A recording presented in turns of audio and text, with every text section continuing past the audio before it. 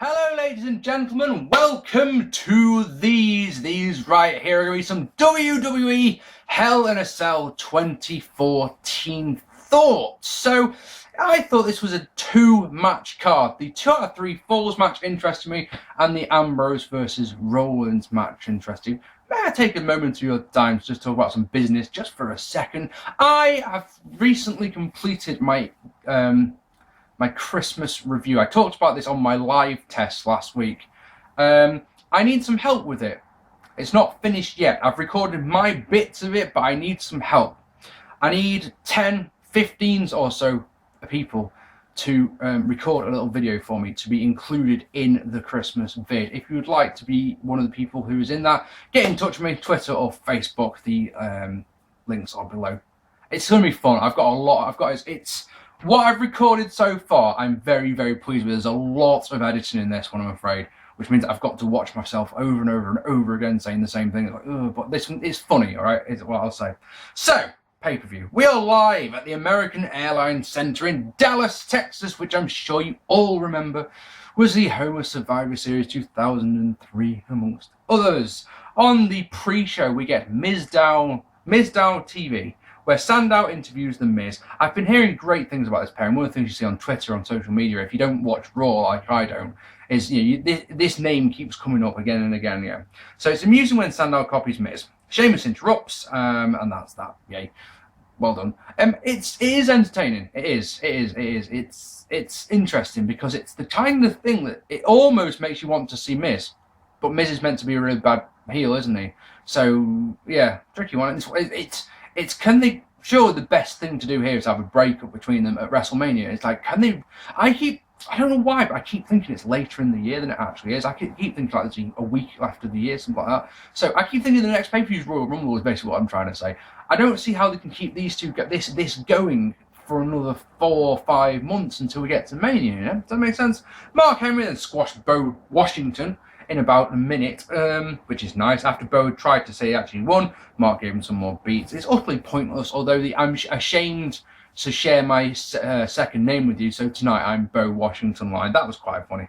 We get a numbers rundown, kind of like what we do at the Royal Rumble, you know, how many people have been in matches and yada yada yada. So opening contest proper. Dolph Ziggler defeating Cesaro in a good 2 out of 3 Falls match to retain the Intercontinental Championship. If you're a regular watcher of my videos, then you'll know why I like this one. You'll know. We've got some really nice chain wrestling. First fall, I liked how Ziggler countered the big swing into a roll up. Ziggler getting the first fall by rolling through a roll up attempt.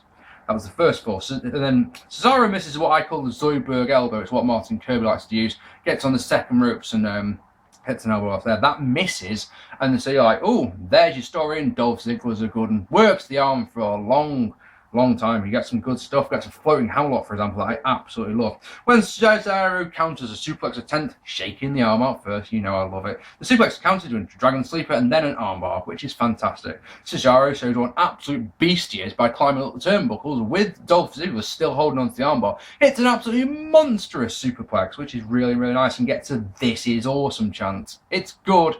It's not awesome, you silly people. Cesaro is still selling the arm, is launched into the ring post to weaken it a bit more. Famous only gets 2 for a decent near fall. Giant uppercut also gets near fall. Lovely backbreaker breaks 2 for Cesaro. An arm breaker, a super kick, and the zigzag get the win for a 2-0 2 out of 3 Falls victory. Can you believe that? You can normally set your watch by it's going to be a 2-1 finish. So this was very, very refreshing, and the crowd were into it. It got a decent amount of time. And you just know that I love the storytelling on that goddamn arm. Fantastic. No problem with this one. No problem with this one at all. After an advert for the network, we silly people again get dissed for paying $54 for this when I could have had it for $9.99 on the network. It doesn't matter that I can't legally get it. Yes, before anyone says in the comments, I do know how to get the network with the IP address changer and all that. I just don't have the time, so no. Well, it's just, I don't know. I want to do it properly. It sounds crazy. I've been streaming and torrents. I streamed this fucking show, for goodness sake, but it's weird, but I am also weird. There we go. Orton wants to tell Rollins to stay out of his match tonight. Steph says to use his anger on Cena instead of Rollins. Hunter then Orton gives Orton a pep talk. Hoorah. Nikki Bella defeating Brie Bella in a match in which the loser must be the winner's personal assistant for 30 days. According to Jerry the King Lawler, this is the ultimate sibling rivalry. Yeah, fuck you, Brett and Owen. You just don't count. You're just not as good as the Bella twins. Sorry. Crowd chant for JBL. They enjoyed this match so much. Brie with a knee to the face, so Nikki bails. So naturally, Brie hits a meh-looking suicide dive where it looks like she comes down on her face, which is good for her. Then she hits a missile dropkick. She hits a knee to the stomach and gets 2 off a rack attack. Bree's yes lock pops the crowd, but Nikki gets to the ropes. A forearm and the rack attack get the win for Nikki. Match was better than I was expecting. Of the 2 Divas matches tonight, I felt this was the better one of the 2, believe it or not, because the crowd were emotionally invested in it, even if the storyline is bullshit. If you watch this and then watch Paige versus AJ Lee straight away, yeah, which one do the crowd give a fuck about? It's this one. You're like, that's strange. Then I went into this match expecting it to be terrible, and it wasn't. How's that sound? The fuck is a shucky ducky quack quack moment. What the fuck is that?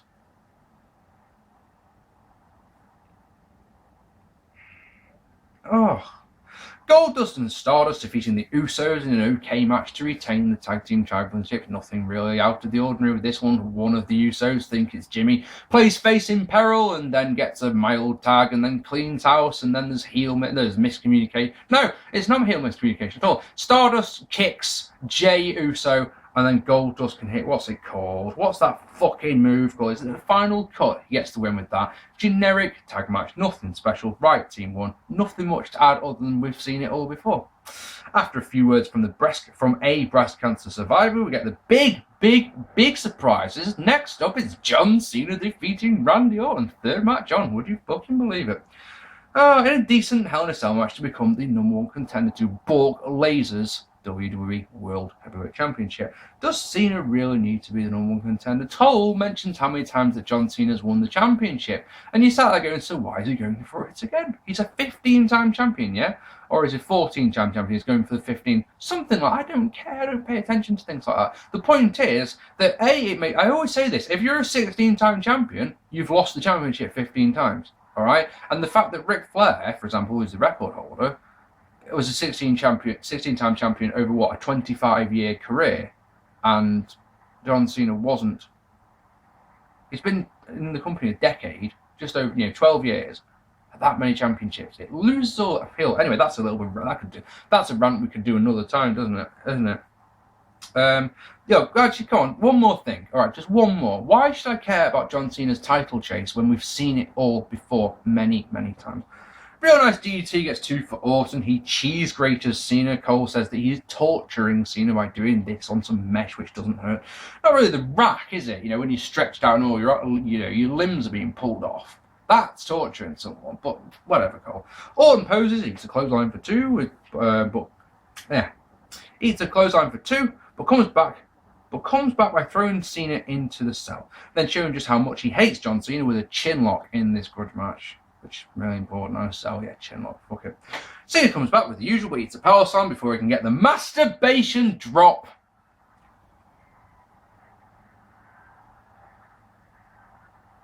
Place your bets. Inner City Living.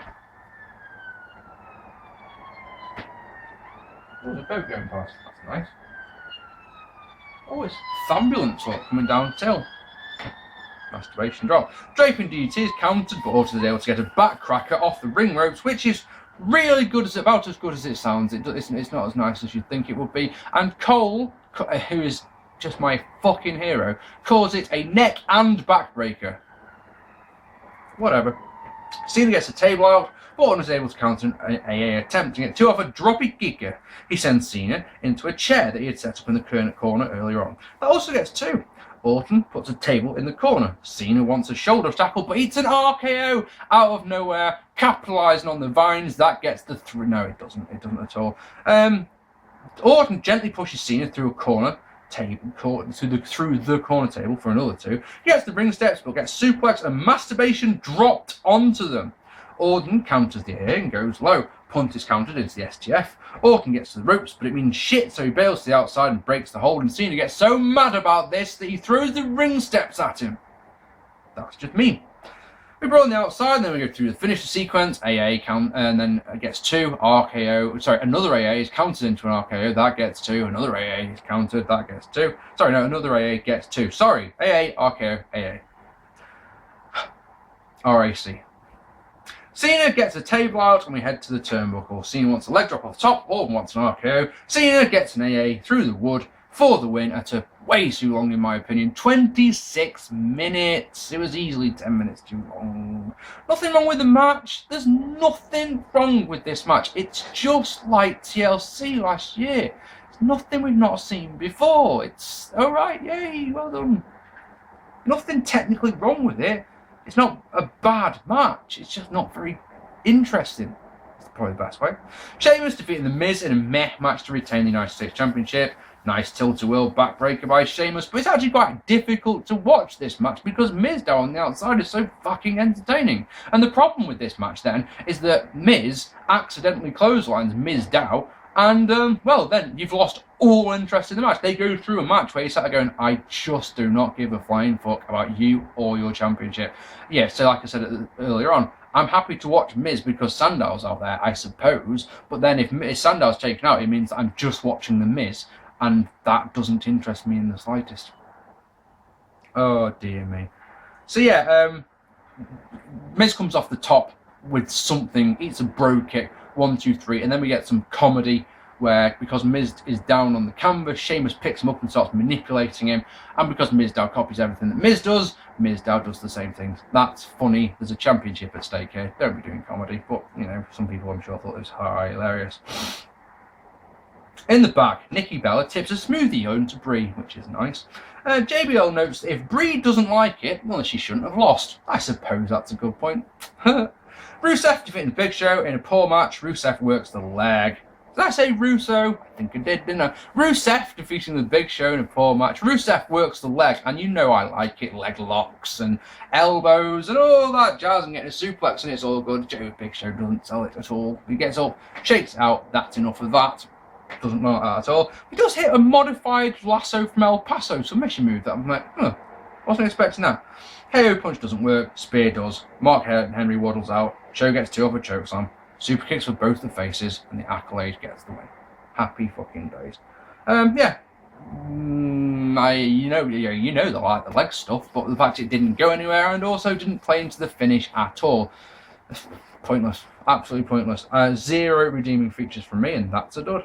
AJ Lee defeating Paige in a match to retain her Divas Championship. This was worse than Nikki Bella versus Brie Bella, in my opinion. What does that say? And the crowd couldn't give a flying shit. Black Widow gets the win for AJ. And then in our main event, this is an interesting one. I can see people overrating this match to absolute buggery. I can see 5-star ratings all over the shop. I haven't checked any other reviews yet. I'm sure once this review's up and I go and have a look at some other people's and go, what? But here we go. So Seth Rollins defeating Dean Ambrose in a good Hell in a Cell match. So after depositing 6-7 chairs in the ring, Dean Ambrose goes, he just must have been listening to Terry Funk backstage like fucking Mick did. Let's go up the top. So off he goes. Seth Rollins comes out and he teases going up top, but he sends the Stooges up there. Mercury and Noble, off you go. They both go up, and because Dean had taken a kendo stick up there with him, so Mercury and Noble get some beats. And that allows Seth Rollins to come up from behind, roughly, get some kendo stick shots in of his own. They brawl around at the top, including there's a suplex by Ambrose on Jamie Noble right on the top. I don't like that. I don't like it. But then you see the panels bending. You're just like, one of these days, we're going to get a fucking a video game moment where someone's going to get a suplex on the top and just go straight through, and it's like, death. They will die. Both men start to climb down, and they have a brawl about halfway up the cell. Brawl, and both they go. Off they go, yeah? One goes through the Spanish table, one goes through the English announce table. And that's all she wrote by the sounds of it, isn't it? What I'll say about this spot is, this is one of those ones that I'm sure is going to be overrated to bollocks. What I'll say is, maybe it's because I'm the old school guy that I am, the one from Bad Blood 97 is much better than this. And the reason for that is nice and simple. And that is that the announcers didn't have time to clear off the table. So Sean landed on monitors and shit. There was nothing on these tables. There wasn't even any Mountain Dew. But it still looked good. It does look good. Dean Ambrose is put on a stretcher. Actually, they're both put on stretchers, but of course Dean's crazy, so he wants none of that. goes and pulls Seth off his stretcher as well, get in the ring, and away we actually fucking go. He throws